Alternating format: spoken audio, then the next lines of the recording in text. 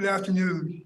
I'm Lloyd Feast, the chair of the House Opportunities Commission of Montgomery County, and I want to welcome you all to our November 16th, 2022 meeting.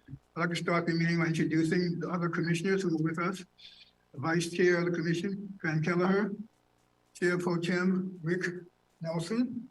Also, our other members, to his immediate right is Jackie Simon, Commissioner, and Jeffrey Merkowitz, also Commissioner. And to the left of our Vice Chair is also Linda Kroom. Our other member of the Commission, Pam LaBird, is joining us by remote. So I would welcome them to the staff. I also want to acknowledge the staff as well as the public who are viewing us on YouTube. Before we start into the formal meeting, I'd like to take this time to really, acknowledge that we have just gone through the first of the week to Veterans Day. And to thank all of those veterans who are serving our staff, who live in our properties, who are in our communities to ensure that we continue to have safe communities in which we can live. And so I want to acknowledge and thank all of our veterans for the services that they have given to our country. I also want to be early and wishing all of you all a happy Thanksgiving and hope you will have the opportunity to share it with family and friends and be able to have a really productive and meaningful day of Thanksgiving for all the things and blessings that we have received in this life. I also want to conclude by acknowledging the fact that we've gone through a recent election and we've re-elected our county executive, Mark Ehrlich, and we've also elected 11 members to our county council. This is the first time we've had an expanded council. I think we added 2 additional positions as a result of changes that were made. And so we have now 11 members of our county council. And I want to welcome all of them into their positions that they will serve to benefit all of the residents of Montgomery County. So again, we will have opportunity to engage with all of them during the course of the next few years. And so again, it's always nice to start on a new journey, sometimes with new leadership and new opportunity. So again, I want to welcome all of the members of our elected government who are going to be working with us. With that, I will now formally start the meeting. Are there any modifications at all to the established agenda for the meeting? Being none, we will go into the first portion of the agenda, which is the information exchange. We have been advised that there have been no requests for persons to speak at the community forum, so we will go to our next order of business, which is a report from our Executive Director, Chelsea Andrews. Welcome. Thank you. Thank you, Mr. Chair, commissioners, members of the public, and the HOC team. I'm really excited to share with you a report of our activities in the month of October 2022. Next slide. This month marks the achievement of our finance division. You'll hear about that, as well as an introduction of our legislative update. We will provide you with updates and highlights from our Office of Resident Services, updates from our Housing Resource Division, as well as some updates and activities that took place with our real estate development team, and updates from our Information Technology Division. There were 2 pinnacle events that took place in October that we were really excited about. We want to share highlights with the commissioners as well as the public related to our nonprofit HOCP, as well as an appreciation event that we had for our staff. Next slide. This slide reflects our most recent 2022 Inspire celebration. This was an event that was held in October and had a great deal of support from the community, but was an opportunity for us to celebrate 2 organizations that have had outstanding impact and achievement for our residents. Both Community Build Foundation and Dr. Ikenia Myers were recognized. We were fortunate to have guest speaker Diane Yentl, who's the president and CEO of the National Low Income Housing Coalition, join us and speak with us, and also had important stakeholders and guests such as council members and our county executive. This event was an appreciation event for donors and stakeholders who've provided allotted time and resources to our nonprofit housing opportunity community partners. And through this event, we were able to celebrate over $200,000 worth of donations. On our website, there are links to the gallery and the photo gallery, and want to just acknowledge that this was a wonderful outcome and thank those who participated in it. Next slide. We also were fortunate to, for the first time in a number of years, bring our staff together in an opportunity to show appreciation. And it was a wonderful event. We had over close to 300 staff members, and members of our board joined us at this event. You see photos. And also, in addition to just having a good opportunity to fellowship, our staff did their own fundraiser to support our nonprofit and had a very robust raffle, gift raffle exchange, which resulted in over $2,000 worth of donations raised for our nonprofit. Next slide. On the finance side, we're very proud of our finance team and their recent award of the Government Finance Officers Association Certificate of Achievement for Excellence in Finance Reporting. This is a acknowledgement that is definitely challenging to attain, but is one that our division was successful in obtaining, and congratulations are in order. And so just want to take a moment to acknowledge our finance team and their hard work in receiving this prestigious award. Next slide. We also introduced our legislative update here and look forward to engaging with the commissioners even more in the upcoming months as it pertains to legislation that is either pending or moving forward in the council. Since the last time the commission met, there were two bills that were introduced and passed. One involved a modification to the ethics law, Bill 1722. Details in regards to that shift are included in this presentation, as well as a copy of the bill was provided to commissioners, but ultimately will result in some additional training, as well as some information that our vendors will need to be mindful of as it pertains to employment opportunities for HOC employees. And then there was also the introduction of Bill 2622, which was a bill that introduced a requirement for radon testing.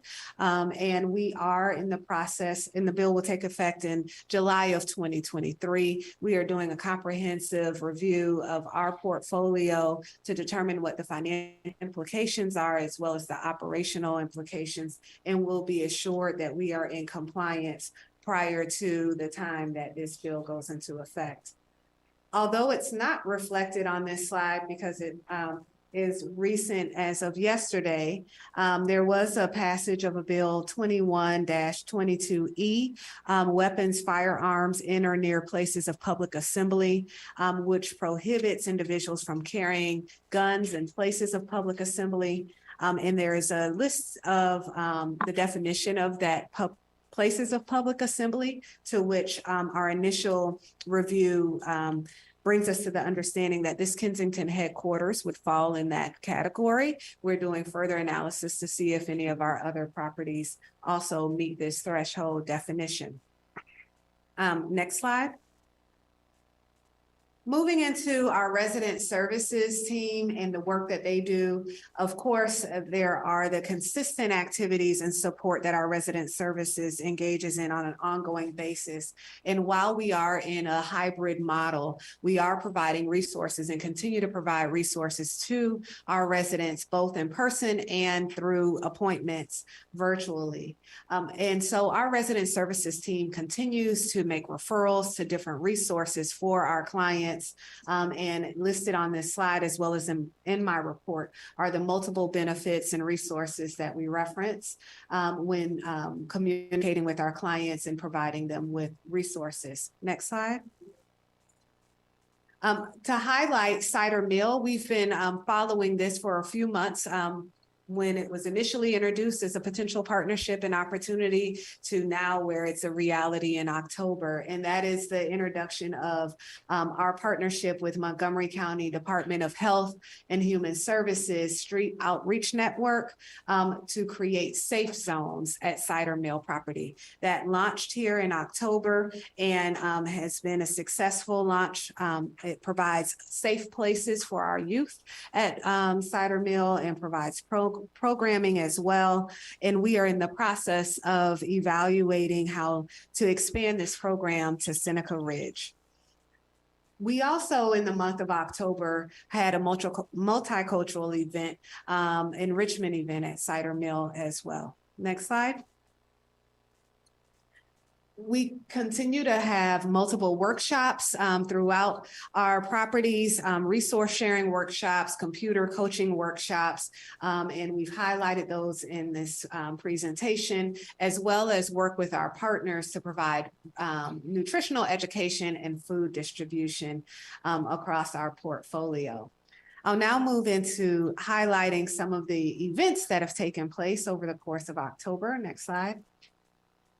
And with photos demonstrating our touch across our properties. And so this is Forest Oak Towers. They had a community bingo event. Next slide. Arcola Towers, they engaged in an art workshop here in October with our partners, Arts for the Aging. Next slide. Arts for the Aging also got Arcola Towers Seniors Up and Moving and had some dancing and some music, as you see here. Next slide. We also hosted a number of fall harvest events in October. This is Magruder's Discovery, where we had an opportunity to engage customers and celebrate the fall season. Next slide. In Tanglewood, also a bittersweet moment where we recognized our long-term staff member and resident counselor, Antoinette Walker, where she meaningfully and purposefully passed the torch to the new counselor, Saida Warnat, at the community there. So an event took place for that. Next slide. And this highlights our Seneca Ridge Fall Harvest Festival that took place in October as well. Next slide. Our resident services team also continues to provide support to our residents as it pertains to relocations with all of the ongoing renovation activities taking place across our portfolio, as well as providing support to any resident who's having trouble submitting their recertification package materials. Next slide. And also providing support to our residents as it pertains to rental assistance and applications for rental assistance programs. Next slide. Again, the resident services team here is highlighting the work that we do in partnership with various organizations to provide resources and food across our portfolio. Next slide. This is our HOC Academy. I always look forward to sharing what they have going on. And as you see in October, they had a fun event at iFly Indoor Skydiving Facility in Gaithersburg. And you see that our youth really had a wonderful time experiencing no gravity. And this was the STEAM Forward program. Next slide. And then the HOC Academy, in addition to working with our youth, also provides support to our adults. There was ongoing support for our small business strategy course and alumni who graduated with naming their businesses is highlighted here, as well as providing resources such as marketing webinars, et cetera. Next slide. Resident Services also continues to provide support for our residents interested in financial literacy. I want to continue to reemphasize that all of these resources are available to any and all individuals who are on our waiting list. The newsletter is also on our website. So anyone on our waiting list who's interested in receiving these resources can contact us to sign up. But our financial literacy program includes one-on-one coaching as well as workshops and other resources. And this slide highlights what that activity looked like in the month of October. Next slide.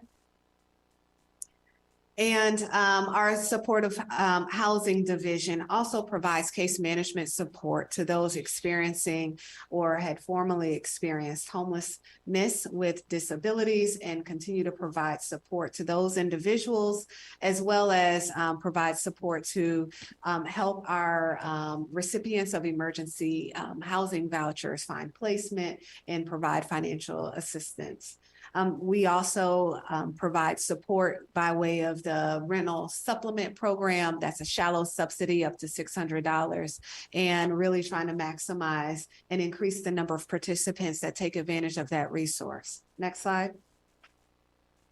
This is our Fatherhood Initiative, a program that we're all very proud of, just highlighting that they had a fall pumpkin painting event that took place here at the Kensington office on our grounds here, and it allowed for the fathers to have a fun opportunity to do pumpkin painting and fall activities with the children. Next slide.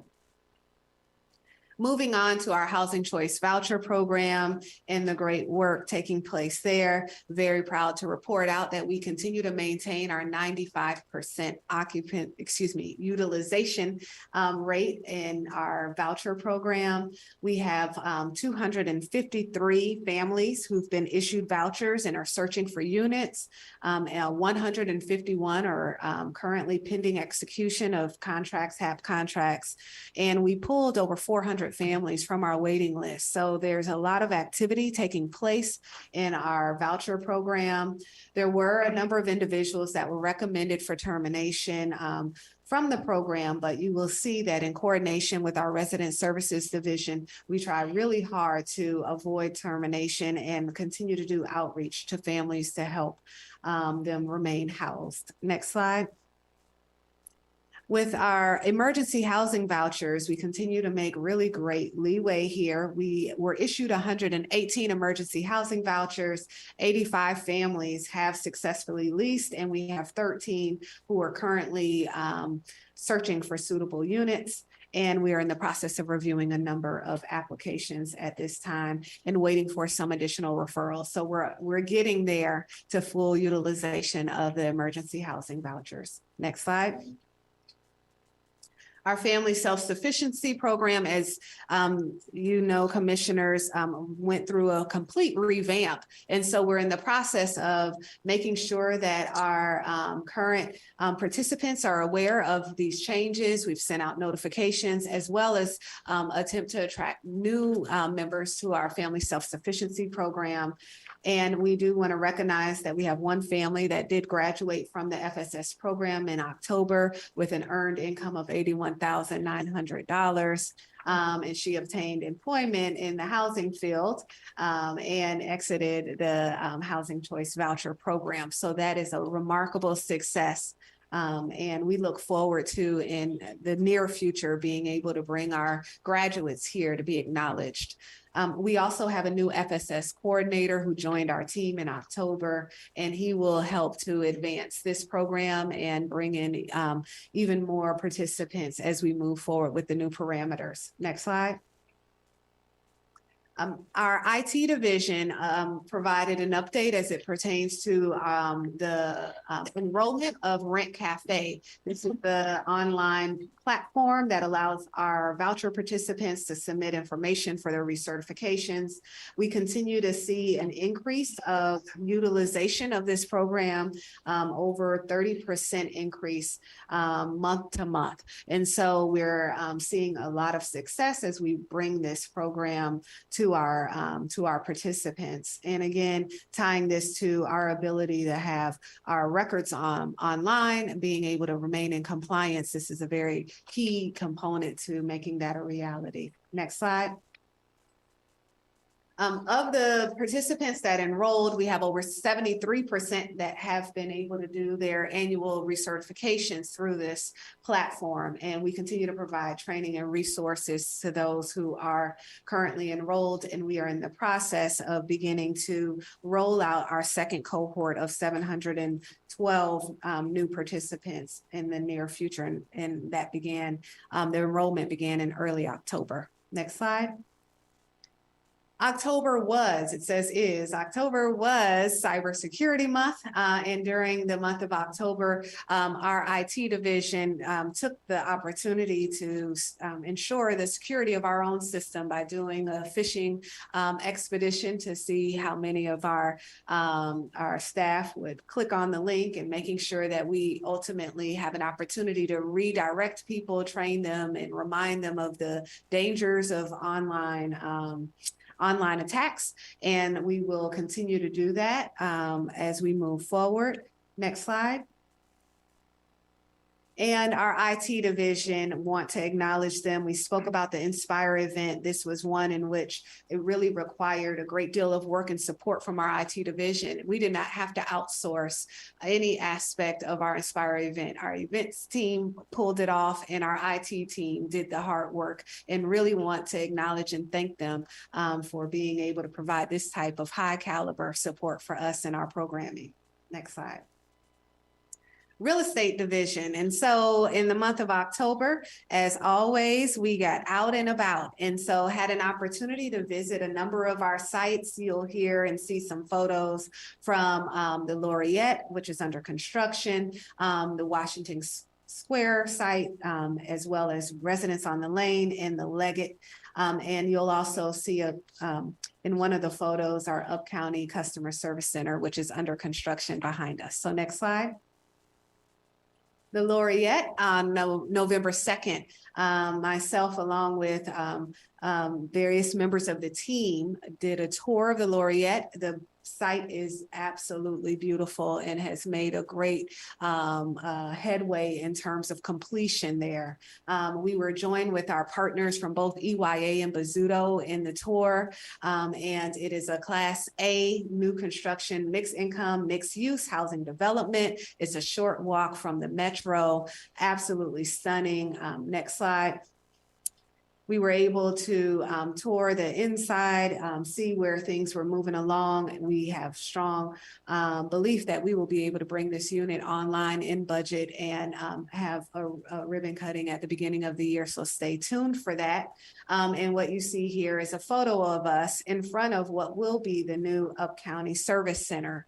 And so really the voucher program, the head of the voucher program, Lynn Hayes, was with us, was very delighted to see the space that the staff will be in this building. And then we also just had an opportunity to walk around and see the entire development. And so on this slide here, it provides an overview of the affordability mix, which we're also extremely proud of. Next slide. We also took a tour of the Leggett and the SCRAC, which is definitely moving along in terms of development. It is nearly 94% complete. This is a site where our current senior residents in the Elizabeth House will have an opportunity to enjoy this brand new facility that will also be adjoined to the South County Recreational and Aquatic Center. And we'll have also Holy Cross on the bottom floor. Our current projection for the delivery of this property will be in the beginning of Q1 of next year. Next slide. This update also provides information in regards to how we're moving along with our renovations at multiple sites. So our LIHTC re-syndications, Shady Grove Apartments, Georgian Court, Stewart Town Homes. You see that there's been a great deal of work. Work at the Shady Grove Apartments include making substantial improvements to the community rooms. The Shady Grove site also has a new fitness center and activity space. Next slide. Georgian Court will have a new exterior addition, a community room. Stewarttown has multiple renovations that you also see photos of here. Next slide. And then in October, we were fortunate to have our Director of Development, Marcus Irvin, join the Community Development Network at Heritage Emory Grove. They had an event to really highlight the work that is going on at Heritage Emory Grove, but also hear the historical background on that particular property. And he participated in the panel, but also in the overall event. And so again, the event provided historical context on the racial injustices that took place that led to the loss of land at Emory Grove, but also had an opportunity to speak about the future and the development that is underway that we're proud to help lead. Next slide. And a part of that included a tour of the local Johnson local park, as well as our holdings, which are Emory Grove and Camp Hill Square, and the Emory Grove Church-owned properties. And Reverend Warner and other members of the community and other stakeholders were present. Next slide. And this is just a highlight of an event that is taking place tomorrow. We are going to Tobytown. It will be an opportunity for me to do a meet and greet with the Tobytown community. As many of you all know, we have established and created a Tobytown task force to help support the Tobytown community get to full self-sufficiency. And this will be the first opportunity for me to meet and greet those families. We're also providing some beautiful Thanksgiving baskets that we'll be bringing to them as well. And so looking forward to providing an update on that initial meet and greet, and stay tuned. And with that, I believe I am at the end of my report and open for any questions and or comments. Becky. It's amazing how much is accomplished in a month. I really look forward to these reports. I wanted to ask, in the resident service counselors, the people that are being faced with loss of their vouchers or eligibility, the fact that people are at risk of losing their homes, I wonder if there are other efforts that could be made to reach these people with certified mail or other than the just phone and email, whether we could be doing home visits or certified mail to try and reach them if we're not already. Maybe those efforts might. By the time it gets to our resident services division, there has been multiple letters that have been mailed to the family to indicate whatever is the cause for them having a challenge with regards to being compliant in the program. So it could be issues with recertification or issues with the HQS violations. And so there's multiple correspondence that take place there. And then that's followed up by the phone calls. I will say with certified mail, it's interesting because you know, of course, sometimes certified mail will make someone not open the mail, depending on what their perception is of what that could be. So what we try to do is send as much correspondence, but then it's the courtesy calls and the following up. And then quite frankly, as we move forward, hopefully if it gets to a later stage, even up to the point of potential grievance, being able to work with them to get compliant. And so we definitely have a philosophy of trying to keep our folks housed and doing whatever it takes to get them there. Yes. Thank you. Yes. Thank you. Other questions? You mentioned the fact that under the Rent Cafe, that about 72% of our residents have been using that. Do you have any profile of those who are not using it? Is it because of, is it seniors or maybe? What that percentage reflected is of the people who've been brought into Rent Cafe, how many have submitted and or utilized the program for their recertifications. Right. And so we're doing it in tranches and we're bringing in different cohorts. So it's not across, everyone hasn't had access to it yet. And then the thinking is, and that number is really high, right? It's a brand new application. So they get their opportunity to learn how to utilize it, but their first attempt, if it doesn't go well, they might call and still want to do the formal paperwork, and then ultimately being able to help train and support them in being able to utilize it. But it will not be a situation where at any point our residents who need support completing their application won't be able to do that in person or through paper if need be. We'd help support putting their information in Rent Cafe. But the 73% is a pretty good turnout in terms of being able to have folks actually use the program. And do you know what the user experience has been today?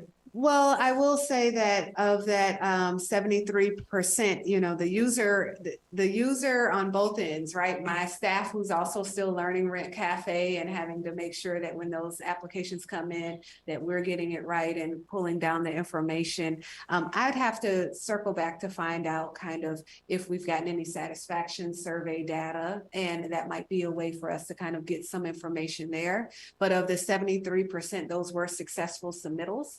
And I do know that from the feedback I've received from staff is that while the learning curve might be a little sharp initially, it has turned into a tool that has been extremely useful and easy for them to navigate through. So I think it's just really about beginning to get acclimated to the system. Thank you. Chelsea, Commissioner Byrd, do you have a timeline as to when you plan a 100% utilization of the Rent Cafe app or software? You know, unfortunately, I don't know when the last cohort will be introduced, Commissioner Byrd, so I can get back to the commission on that. And then in terms of the 100%, that really is going to be dependent on when our 100% rollout is different than 100% utilization. So we will make sure that everyone has access to this resource. How many people use it will be contingent on the families, their level of comfortability, their ease of use or access to technology, and all of those other considerations. So we aren't making it something that if you cannot access, that you don't have other support to submit information. But I will get back to the commission in regards to when we think that we will be done with this rollout across the portfolio. Thanks. Any other questions? If not, thank you very much for your report. Very thorough and comprehensive, and we appreciate the information. Thank you. We will now proceed with the agenda for the commission's exchange. Is there any sharing that commissioners want to do? I would point you and remind you that Patrice sent out a notice of whether or not any of you all would be interested in attending a training session being sponsored by, I think, NIO.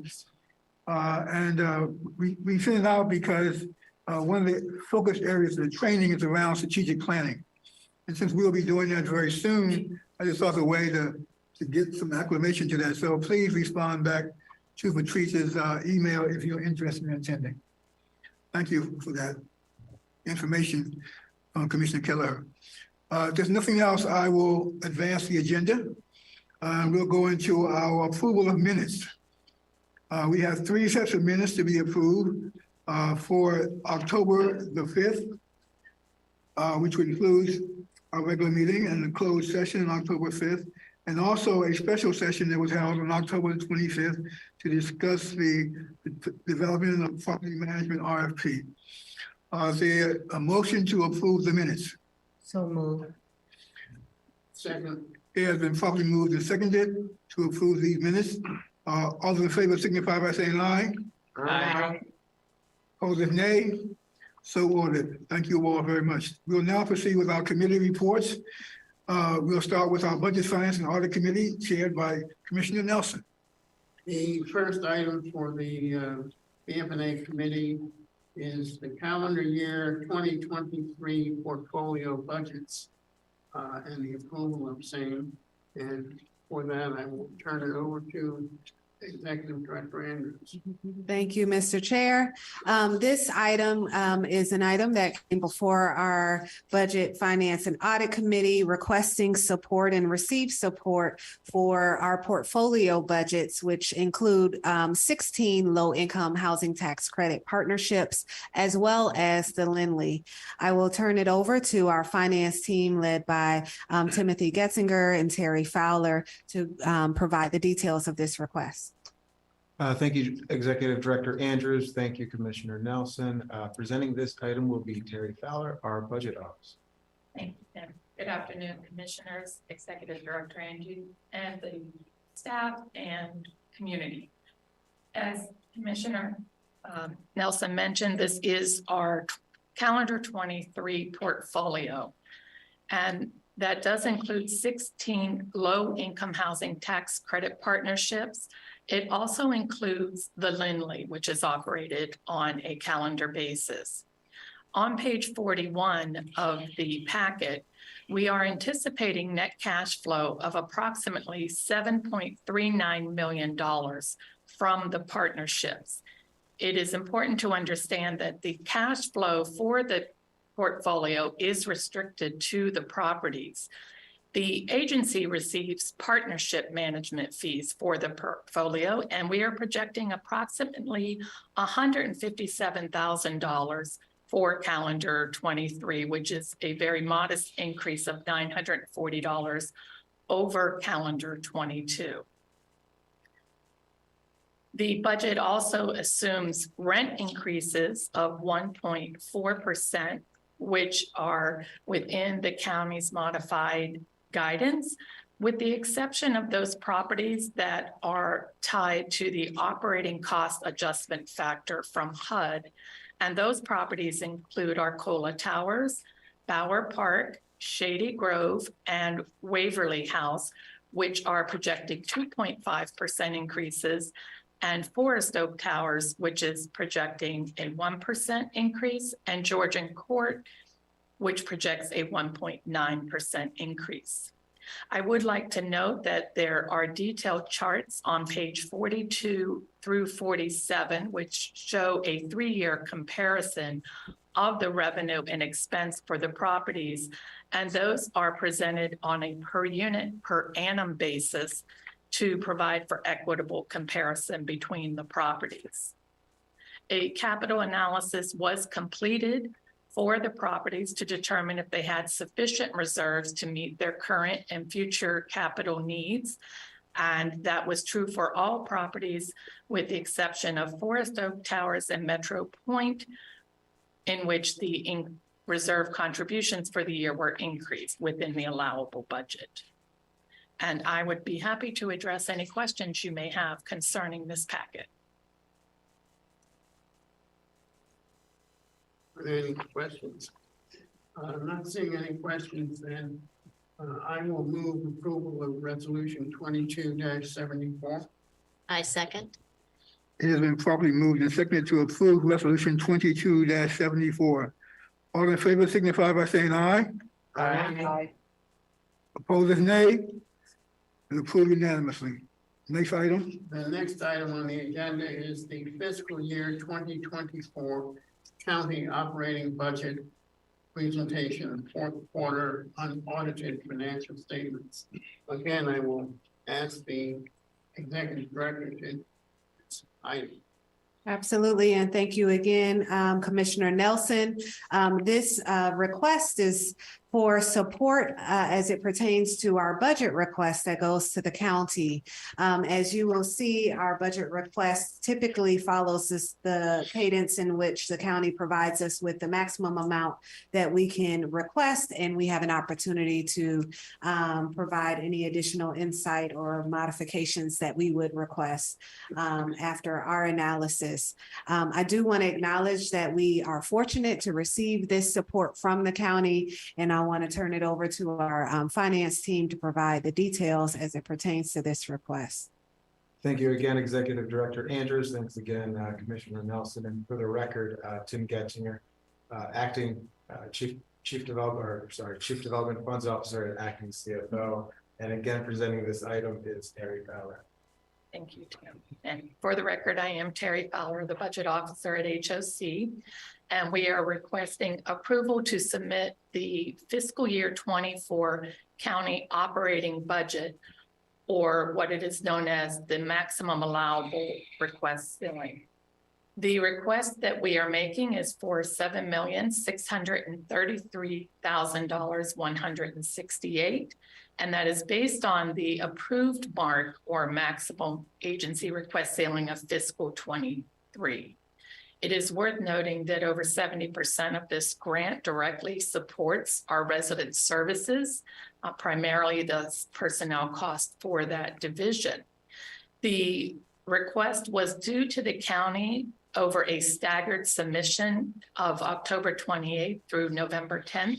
However, staff did request and receive an extension to accommodate commission approval at the November 16th meeting. So we are requesting your authorization to submit this budget as directed by the County Office of Management and Budget. And I'd be happy to address any questions you may have.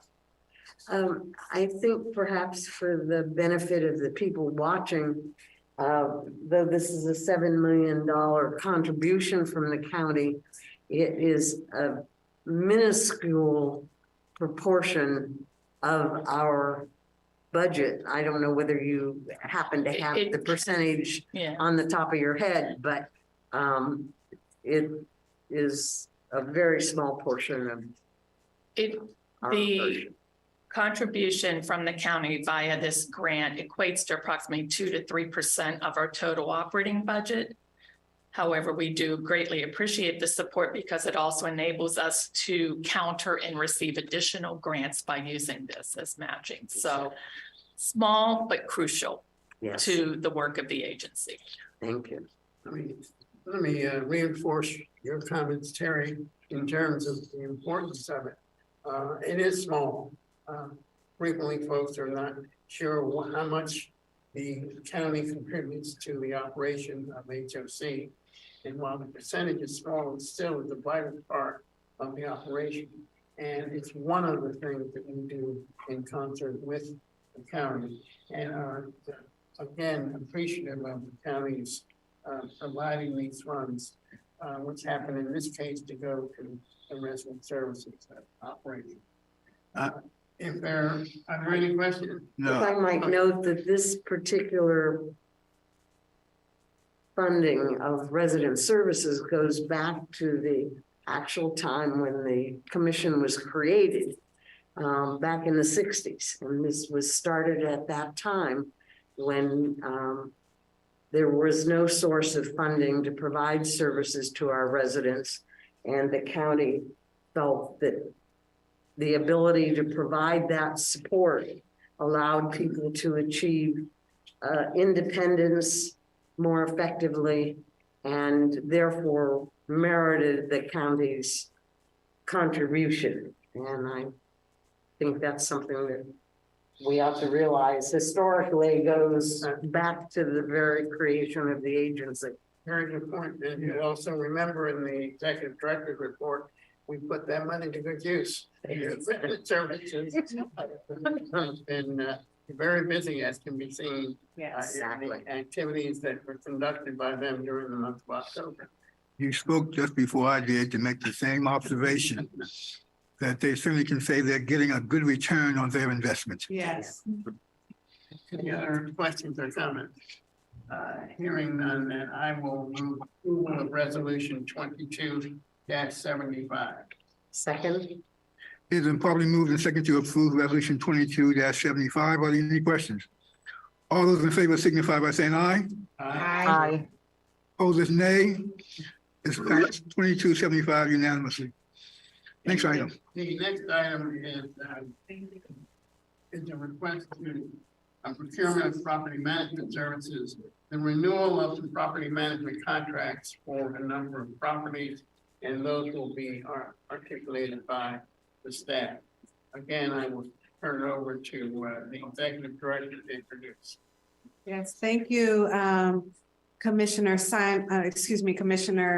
Nelson, this is a request that has come before your committee and is now before the commission with support. As previously indicated to the commission, we are requesting that we renew our current property management contracts for a short period of time as we prepare for a larger and new procurement process to begin next year.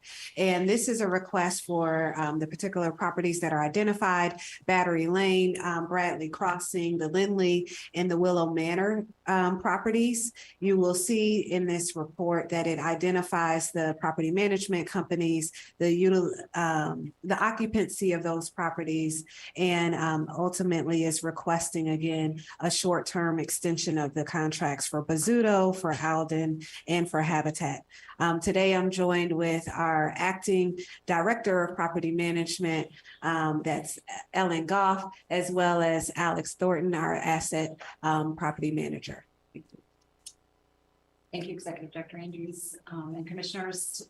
For the record, I'm Ellen Goff. I'm the Acting Director of Property Management, and to present today here is Alex Thornton, our asset manager. Hi, good evening. And for the record, my name is Alex Thornton. I'm the asset manager for the Housing Opportunities Commission.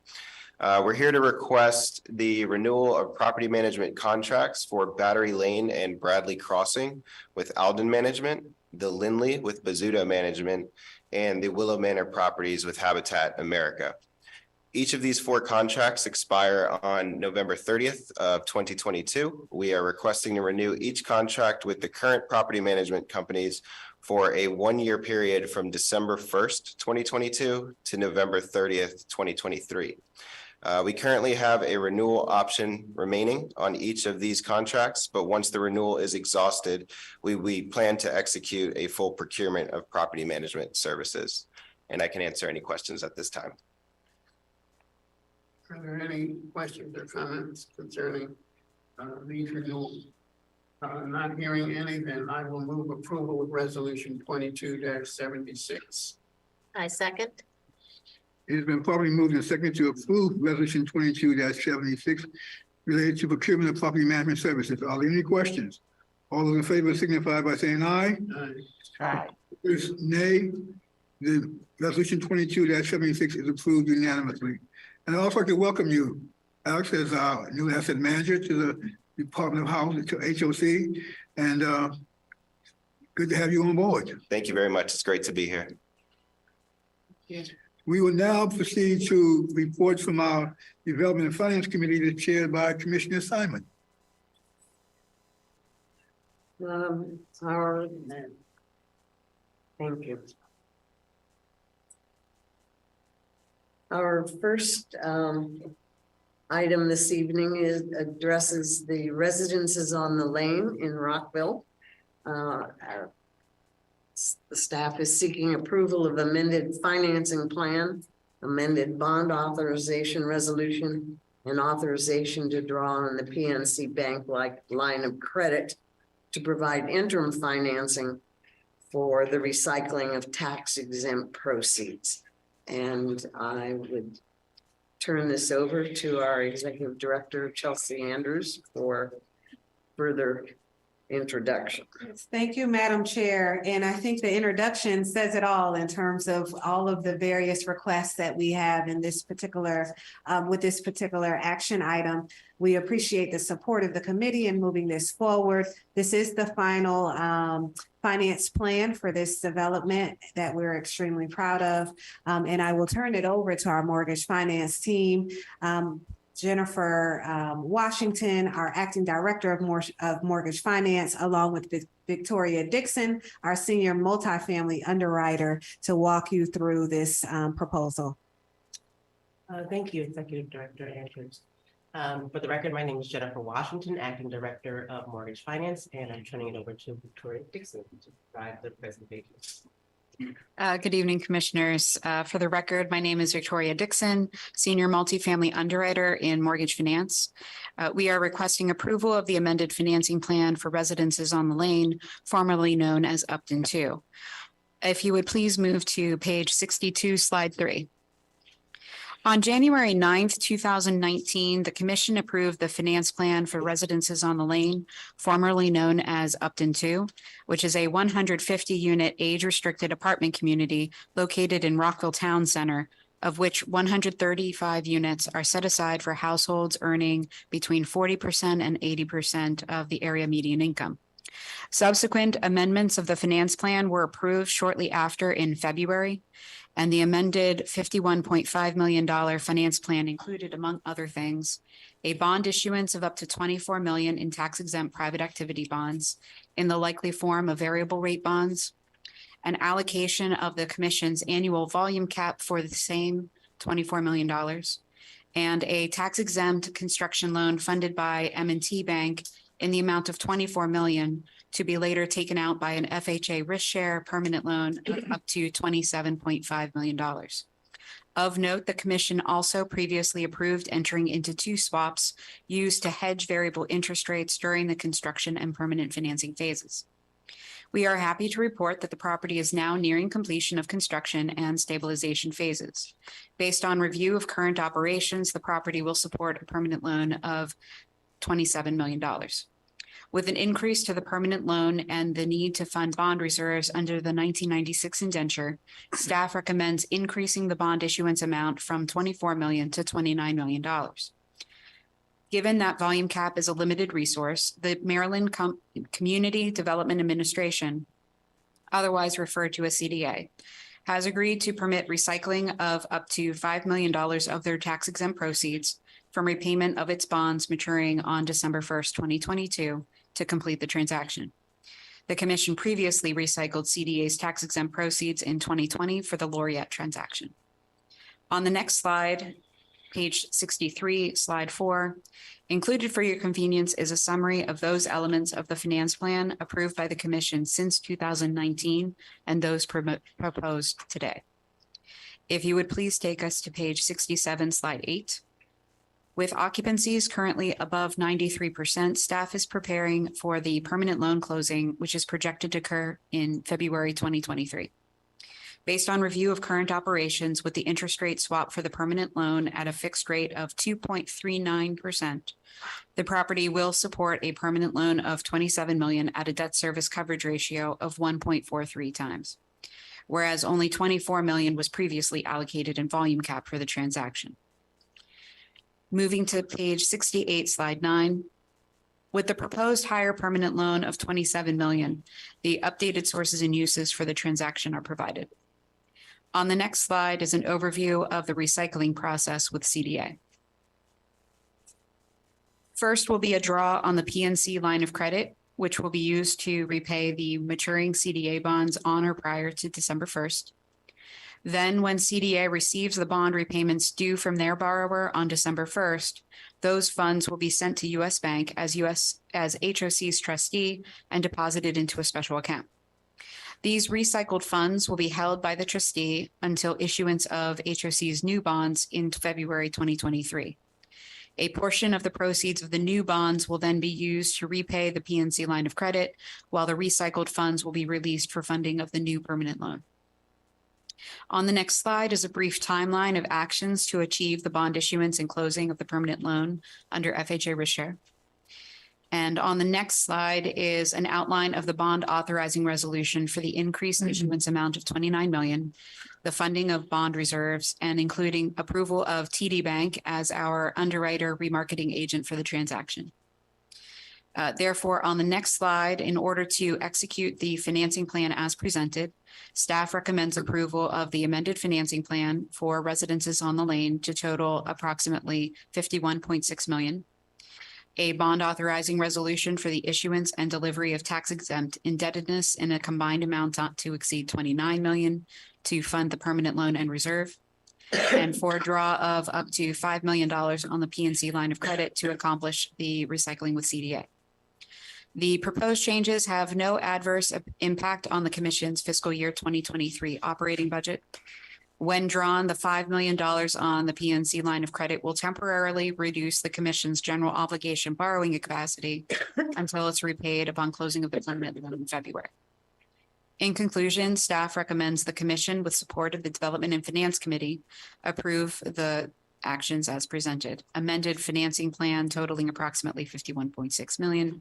A bond authorizing resolution for issuance and delivery of tax exempt indebtedness in a combined amount not to exceed 29 million to fund the permanent loan of 27 and bond reserves under the 1996 indenture.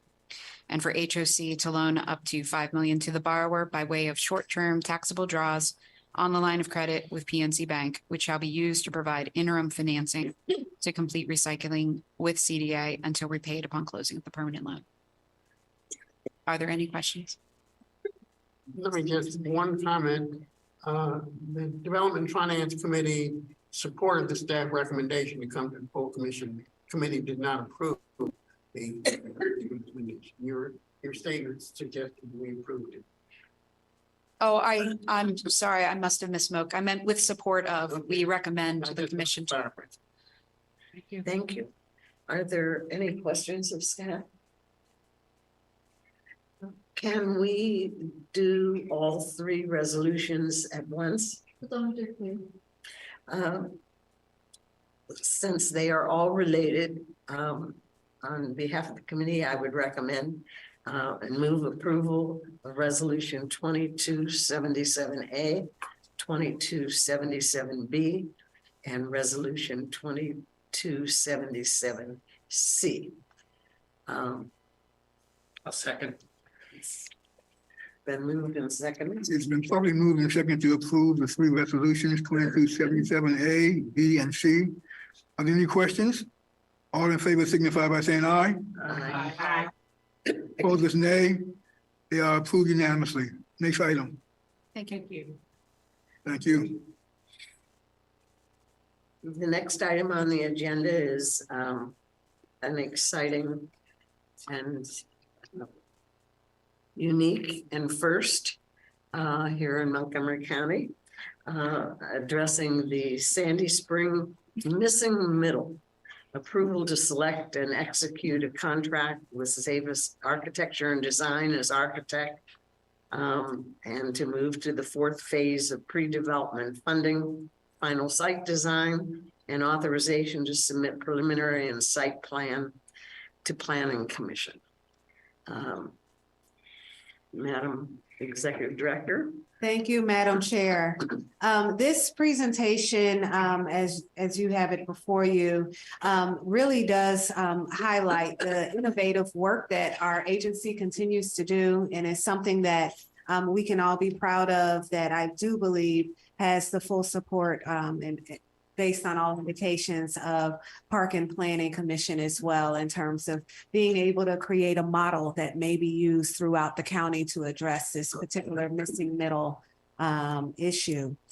This is the Sandy Spring next steps, and we have been presenting to the commission on this project step by step since 2020. And so as we continue to move step by step, we're walking through the process. I am going to turn it over to Zachary Marks, who's joining us via auto, as well as Marcus Irvin, our Director of Development, and Jay Shepard, our Housing Acquisitions Manager, to provide you with an overview of this project and where we are to date, as well as our requests for the commission. Thank you. For the record, Marcus Irvin, Director of Development. Zach Marks is via audio. So here today to present several actions for the Sandy Spring Missing Middle project. As you learned from Jay Shepard, Housing Acquisition Manager, this is a pilot project that lends itself from various elements of universal design, design for life. And as Jay will elaborate, it contains architecture that we think is in support from planning, but also just fits in with the Sandy Spring community. So without further ado, I'll turn it over to Jay Shepard. Marcus, thank you, and good evening, commissioners. For the record, I am Jay Shepard, Housing Acquisition Manager in Real Estate Development. I'll just give you a quick overview on the property that's in question here for the Sandy Spring Missing Middle. Is a proposed infill development on roughly 3¼ acres within the Sandy Spring Meadow community. And it's the lot we acquired in 2015 at 617 Olney Sandy Spring Road.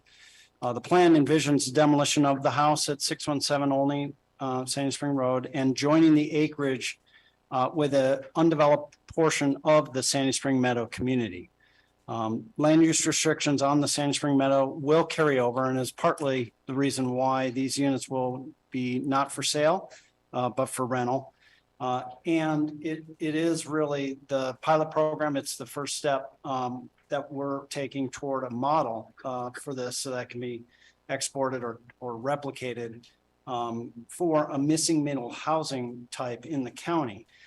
Missing middle itself sort of integrates a higher density and affordable housing in multiple unit types. So you have side-by-side duplexes, you have stacked duplexes, and you have townhomes that all to come together in the look and the feel of a single family detached suburban neighborhood. So as our executive director mentioned, we started this back in March of 2020 with some initial feasibility funding. And we were again in July of 2020 here for pre-development funding. In January of 2021, we were requesting contract and budget approvals for Land Use Council. And in May of 2021, we received approval for our calendar year 2022 funding. To date, the design and the formal concept plan has been submitted to planning and it's been approved. Staff have prepared a combined preliminary plan and site plan application, and that is ready for submittal. We've completed the natural resource inventory and 4 stand delineation reviews, and those also are ready for submittal. Our sediment control plan has been prepared and is in process of finalization. Our concept plans, therefore, are now ready to take and hand off really to our architectural and MEP teams so that they can start drawing those construction documents and we can take this to the next step of financing and also obtain permits for construction.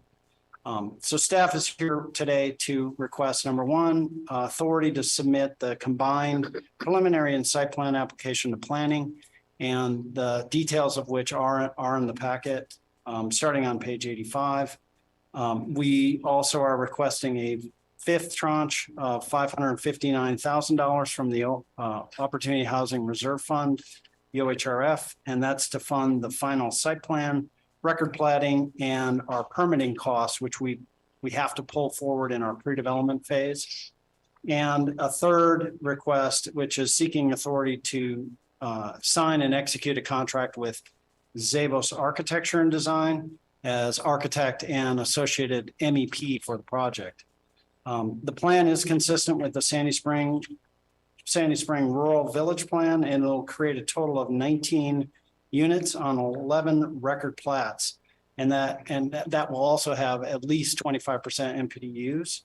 The plan uses the natural topography of the site to its advantage, and that helps lower construction costs. And it also helps manage the stormwater drainage in that particular area. And so staff, to now design the architectural plans for construction, staff solicited to its architectural and engineering pool pursuant to RFP 2330. And Zavos Architecture and Design was deemed the most responsible and responsive bidder. The details are in the package as to how many bidders we received. Their price was the lowest. Not only were they exceptionally familiar with this product type, they've done this before. They felt very comfortable with our scope, and so their price was lowest, but it was they also had demonstrated that they were able to beat the competition just with their familiarity with this product type. And we felt that's going to be an advantage for this job moving forward. So to fund this contract and along with preparing the additional costs related to construction, staff is also requesting $559,000 for our fiscal year 23 feasibility funding. And that includes engagement of additional land planning services, site civil services, dry utilities, the architectural and engineering from Zavos, the plat surveying, and our permit and application fees, which are going to be brought forward in pre-development here.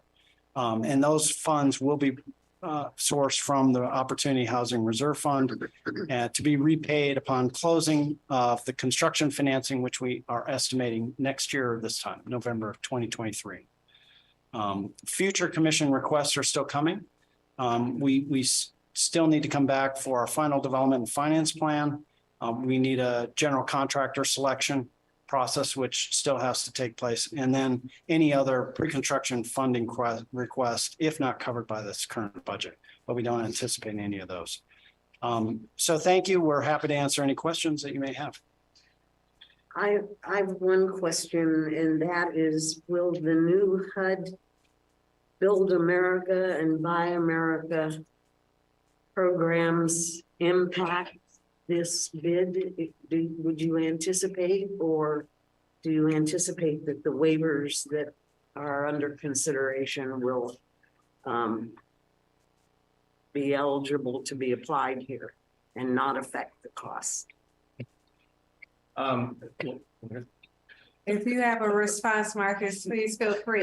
What I would say is that I think before he responds, that I know that our industry is looking closely at whether the Build America and Buy America will apply to us in our programs, primarily because of the potential increase in costs and how it will impact the ability to create affordable housing and limit our options in terms of development.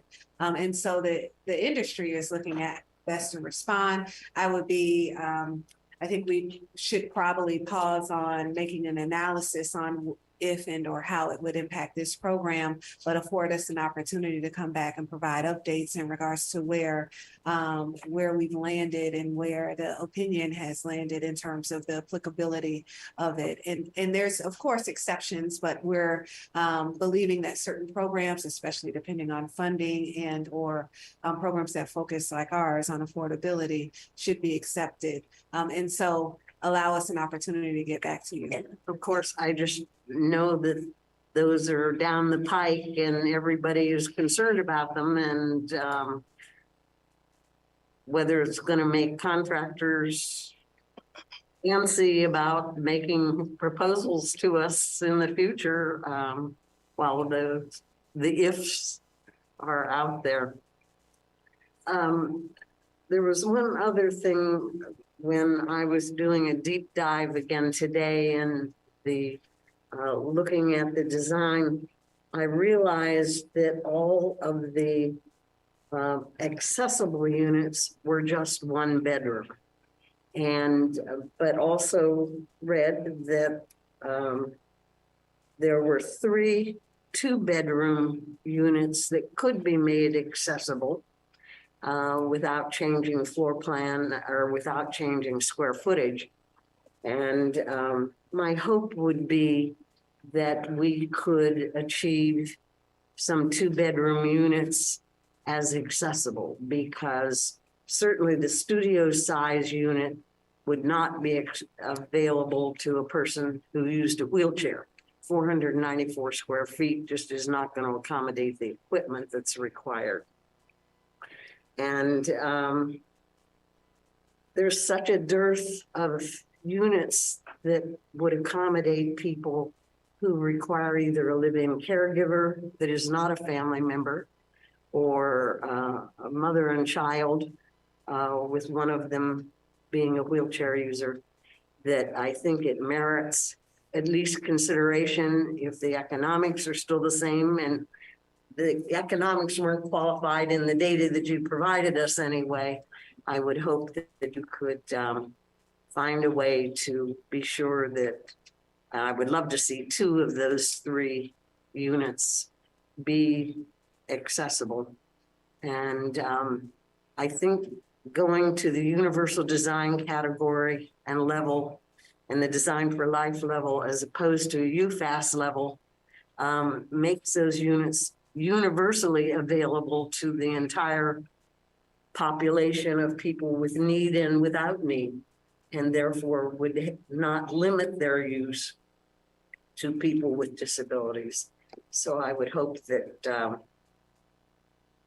before the final drawings are done, and I figured if I didn't get it on the table now, it would be too late to get it on the table later. So I apologize for the only getting to the deep dive today. But I would hope that we could find a way to provide some accessibility.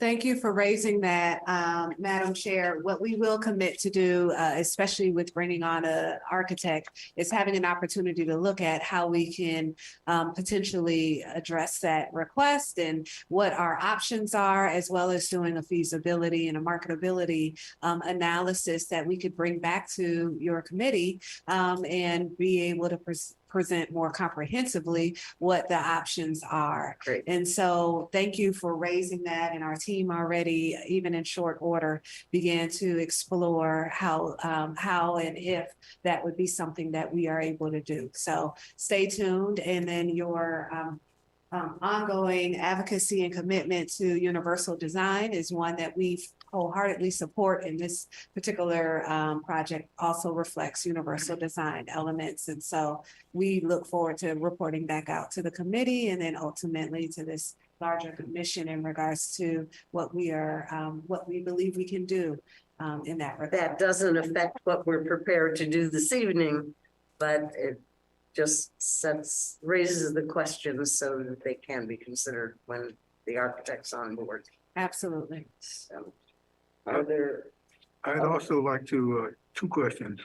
One is, what is assuming everything went according to schedule, what is it, when would we expect to have the units delivered?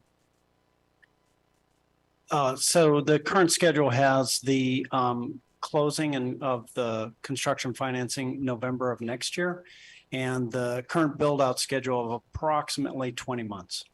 Okay. You know, it's interesting that when you all first the staff brought this to us in February of 2020, most of us didn't have a clue about what you were talking about in terms of some missing middle. You know, I still have my middle children. But we have certainly learned, and the field has also increased significantly the level of conversation and understanding about the missing middle. I know our neighbors in Arlington, for example, are in fact wrestling with this same conversation right now. So the fact that you have brought this to our attention early is a salute to the staff and to our approach to continue to find ways to expand affordable housing opportunities. So I want to commend you for doing that. And again, we will certainly work to support expansion of this as we learn more and more about this model as application. Jay, it's Commissioner Byrd. I had a couple of questions, please. Hopefully I get my wording right this time. Regarding the studios, is there a reason why it's only one? And is that really feasible given the size of it to have one? Or can we look at maybe that particular lot, making it a 3-bedroom instead? Yes, so it's interesting that you guys are looking at those details. So a lot of the request of the architect is to really look at those interior layouts and figure out what is the best unit mix inside of bedrooms that we can work with, and that of course works with feasibility and marketing or marketability. And so what we're really bound to is the footprint of the overall exterior walls and where they're located on the record lots. That's what we're committed to in the site plan application. But in terms of like working out those details of where the bedrooms, how many bedrooms, what unit mix is the best, that's still to be developed. There is, I'll say, not many small units in this Sandy Spring market. There are more 3-bedroom and 4-bedroom units in that market. It is truly a land of single family detached homes it's a little bit bigger. So to find a studio is pretty hard. So we think that might actually be pretty marketable. So that's just one of those things that we're looking at. Okay. And then secondly, I noticed that the architect's bid was extremely low compared to the others. So what are the risks or the probability that there could be changes to the architect services that could increase that price along the way? Or have we seen that in other projects? That was a question the committee had as well, and a considerable discussion on that issue. Understood. And Yeah, I was gonna say, this particular architect is actively working on Stewart Townhomes. We've had a great experience with them. As Jay mentioned, and you can also attest, they have familiarity with the missing middle product. And as you're looking at the current plans in the packet, the architect's job is really cut out for them in terms of having the four walls and then coordinating their requisite consultants to work out the finer details. So given their background, history, and familiarity, they gave staff comfort to proceed with them. Well, we also looked at our contracts and to see, what sort of limits or restrictions might there be in a change order realm. So it's, obviously unknowns, or if owner directs changes, then they're obviously entitled to bring those changes forward in terms of cost. But we haven't had experience recently with them, and we haven't had that type of experience where they're constantly submitting, they didn't low bid and then submit and make it up in change orders. That does happen. But quite honestly, if they would almost have to double the contract to catch up to the next lowest bidder. And so there is we really though wanted to make sure they did not miss something in the bidding. That's pretty common too. Either through oversight or lax, not looking at everything properly. But they really did understand the bid, and I think it really is just their familiarity with this product type. This lands right in their wheelhouse. They've done 3 recent projects, one up in Frederick. I think they just feel comfortable and they know what's expected, and the other firms just didn't have that same grasp. I went by Stewart Town since it's in my neighborhood, and I was amazed at the cleanliness of the site and the lack of at least apparent to me, any disruption of the community with the construction as it was going around, which I thought was commendable, because so many times construction sites are not very tidy and materials are just laying scattered around and so forth and so on. And I just thought that that was very noteworthy, the fact that they appeared to really have things under control with minimal disruption of the existing residents, as another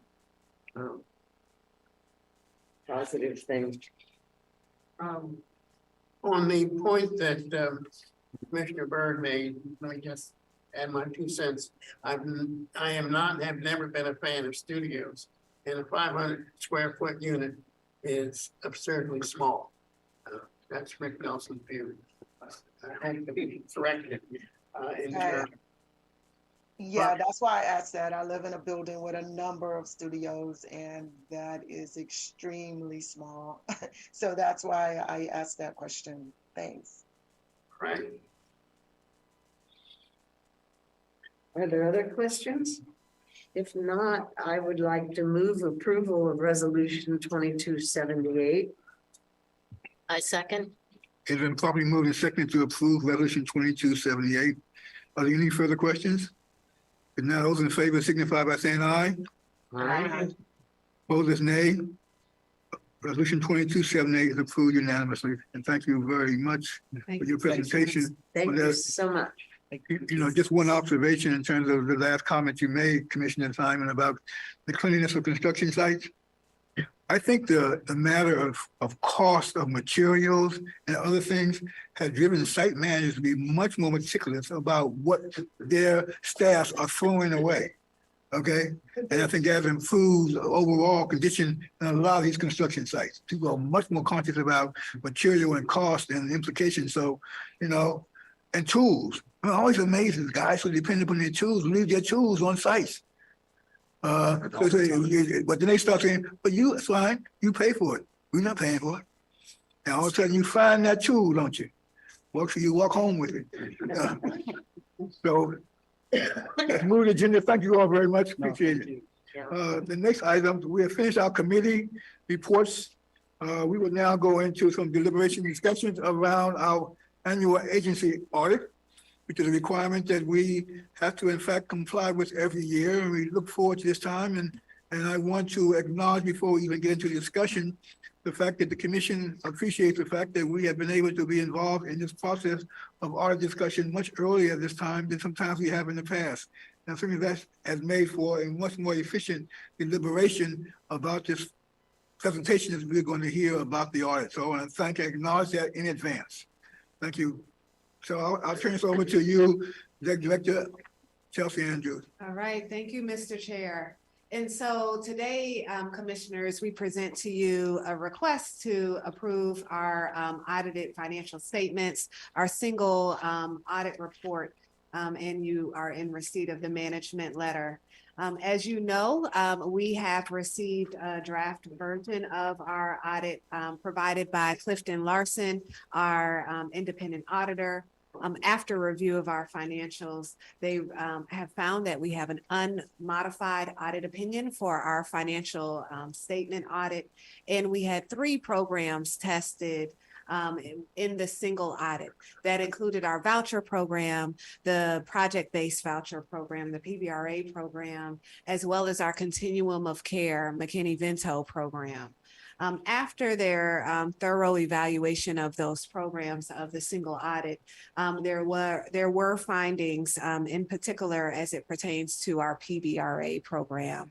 And those findings entailed really a look at how we were maintaining our files, or our third-party partner maintaining our files, HQS inspections, and how eligibility was determined.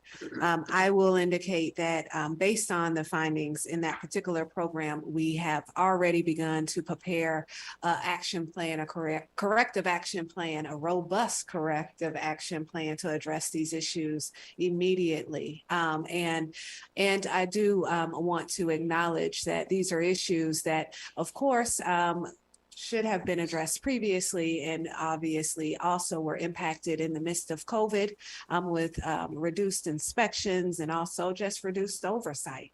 And so we are taking a look around in terms of other areas where we may have the need to also do some QC, and intend to do that comprehensively.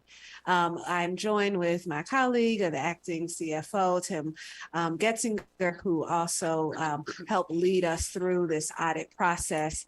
And I know, Commissioner Nelson, you have a comment, but I'd be remiss if I did not just say on the record that I want to thank really our finance division, our compliance division, the housing resource division for all the work that they did. This was a much more comprehensive and, quite frankly, difficult audit process for us. It was expanded because of how our programs have grown. And there were additional demands placed on staff to produce documents and to get information to our auditors, which they did in record time. And so these findings, present concern, but also opportunity for us to course correct, which we intend to do. And Commissioner The only comment I was going to make for the benefit of the public, you mentioned PBRA, HQS, and QC. Would you define that? Oh, thank you. I'm in, I get an alphabet soup here. Here we go. I'm not sure everybody might be listening. Thank you. Absolutely. And so just to restate, this audit, when looking at the single audit, looks at our compliance with HUD programs. And that includes our Housing Choice Voucher Program, which I previously referred to in its acronym HCVP. It looks at our project-based rental assistance program, which is often referred to as PBRA, and our Continuum of Care program, where we provide resources and support to individuals experiencing homelessness, often referred to as the COC program. And so the findings that we received as it pertains to compliance with those programs is what we're focusing in on in our discussion. There's also another acronym called HQS, inspections. And those are housing quality standards that HUD publishes and requires for housing authorities when doing inspections, that we also must maintain a certain level of files, but also cadence in terms of the frequency in which we conduct those inspections. And so thank you, and please continue to help me pause when I get into the weedy acronyms of our programs. And I will pass it over to Tim if there's any other additional information you want to add. Thank you again, Executive Director Andrews. I don't think there's a whole lot more for me to say other than just the timelines that the audited financials need to be published by December 1st. And then we have 30 days from the day that the single audit is approved, which presumably after the action is taken today would be approved. We have 30 days to provide it to HUD. And that's it for me. Thank you. Thank you. Let me make one comment for benefit of the public, that I don't want to go unnoticed that the audited financial statements had no findings or comments. I mean, we are a large operation, and our finance operation does a marvelous job in terms of keeping us straight, keeping the books straight, and to have the Award-winning. Yeah. award-winning, I'm sorry, I thank you for the correction.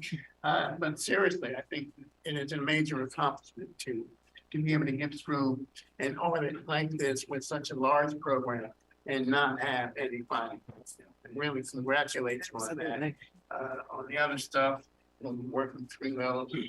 I don't think there's anything that concern ourselves about. And Commissioner Croom, I'm sorry. Do you think a lot of the deficiencies as far as the inspection came through from the COVID?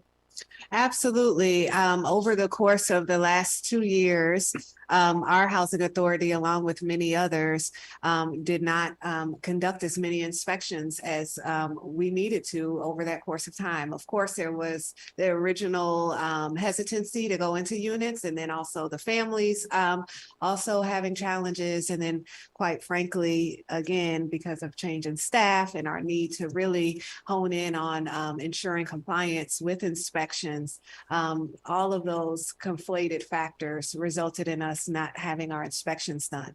However, we have already retained a third-party company that's facilitating inspections. They've conducted over 7,000 in the last number of months, and I'd have to go back to provide that exact time frame, but we are really moving quickly through our entire portfolio to get our inspections done, as well as quality control inspections. We also anticipate releasing a procurement to retain additional inspection services, so we could delineate between the initial inspections and quality control inspections. Thank you. Thank you.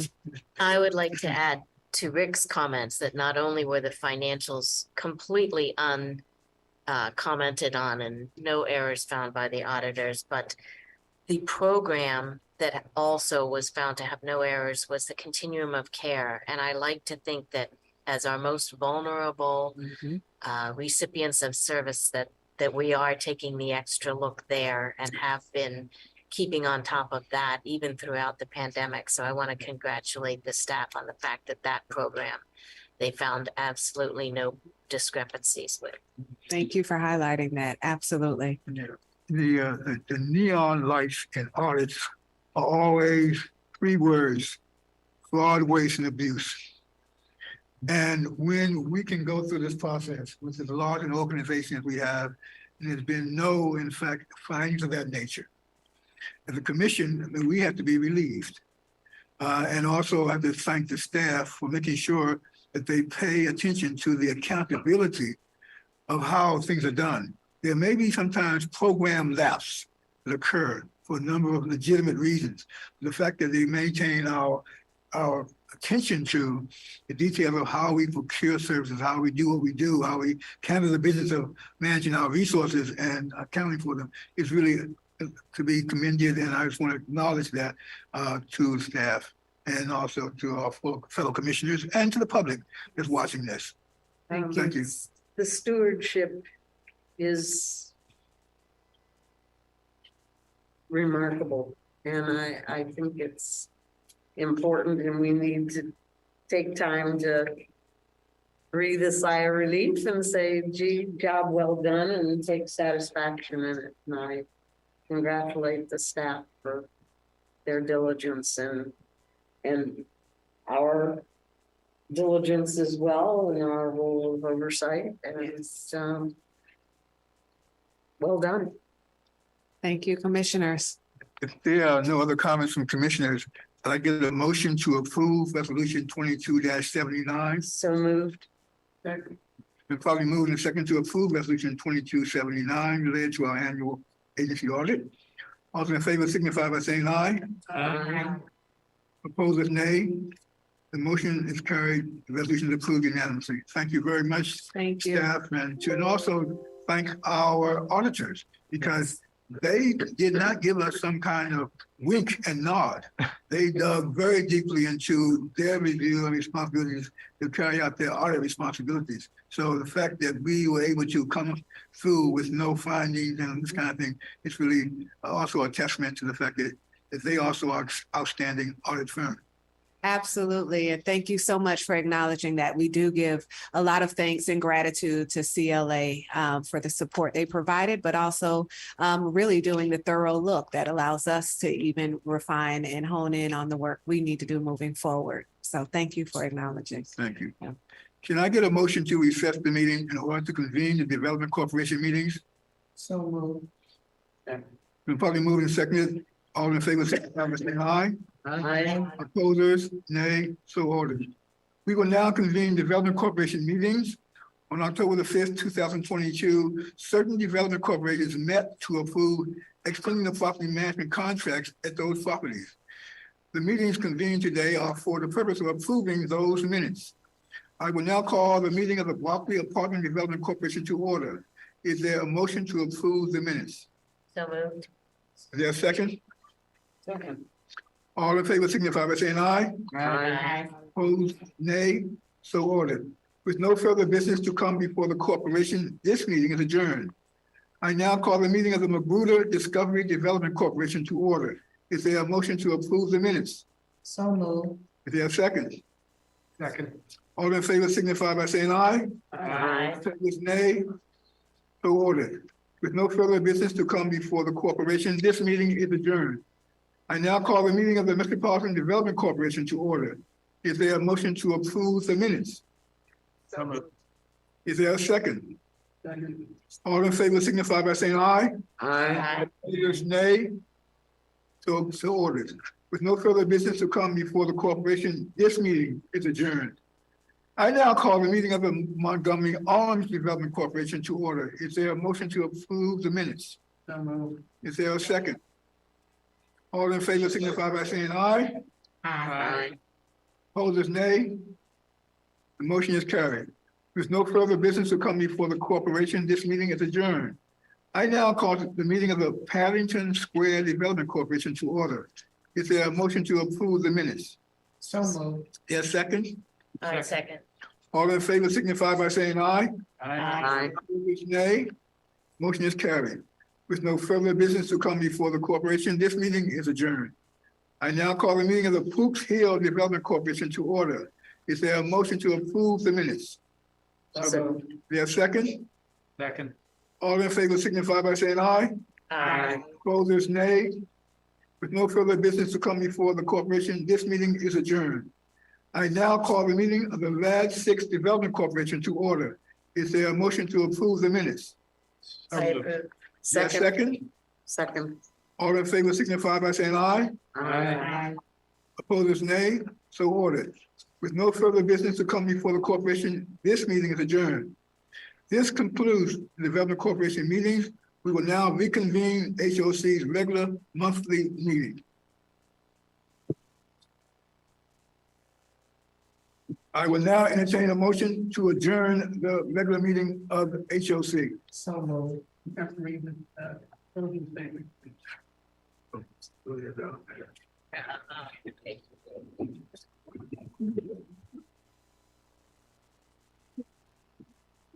Pursuant to section 3-305 B and C and D of the general provisions article of the annotated code of Maryland, I move to adjourn the open session to a closed session only. To conduct collective bargaining negotiations or consider matters that relate to the negotiation. For each revision, check the law and topic to be discussed, and the reason for discussing topic in closed session is provided.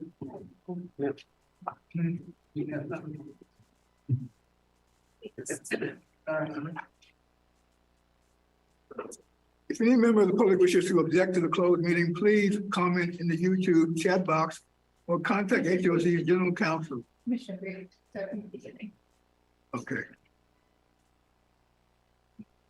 Pursuant to section 3-305 B and D of the general provisions article of the annotated code of Maryland, I move to adopt the written closing statement dated November 16, 2022, and to adjourn this open session to a closed session to discuss the status of the ongoing negotiation with the union.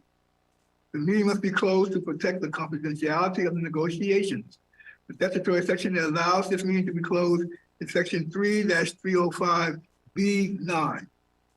If any member of the public wishes to object to the closed meeting, please comment in the YouTube chat box or contact HOC's general counsel.